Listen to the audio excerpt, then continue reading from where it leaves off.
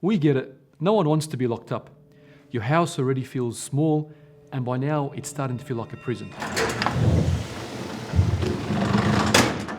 But since you're not going anywhere, I think it's time we start to look at isolation as a blessing. It was in isolation in a cave that the Prophet ﷺ received revelation.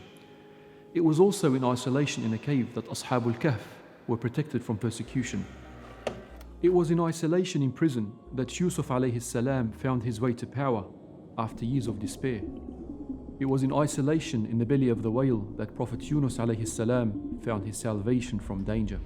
To the Prophet ﷺ, isolation was an opportunity for him to find seclusion with his Lord.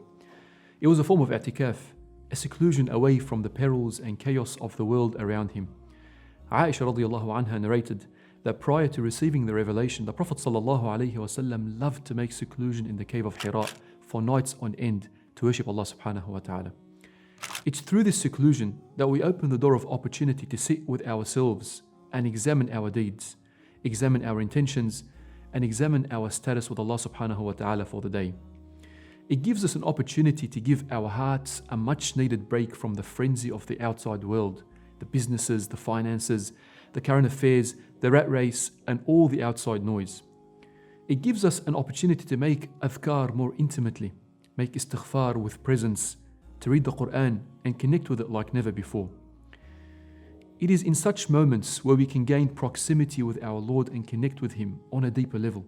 As Allah subhanahu wa ta'ala states in the Quran, وَاذْكُرِ اسْمَ رَبِّكَ وَتَبَتَّلْ إِلَيْهِ تَبْتِيلًا. And remember the name of your Lord and devote yourself to Him with complete devotion. This complete devotion is achieved through cutting off all the distractions and concerns and confining yourself to the remembrance of Allah subhanahu wa ta'ala. It is in such opportunities we can gain the honor of Allah subhanahu wa ta'ala making mention of us to Himself.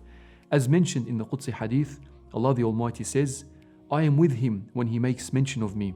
If he makes mention of me to himself, I make mention of him to myself. This seclusion even opens the door to gaining the security of being under the shade of Allah subhanahu wa ta'ala on the day of judgment.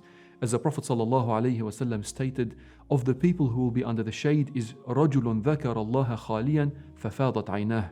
A man or a woman who remember Allah subhanahu wa ta'ala in privacy and their eyes fill with tears.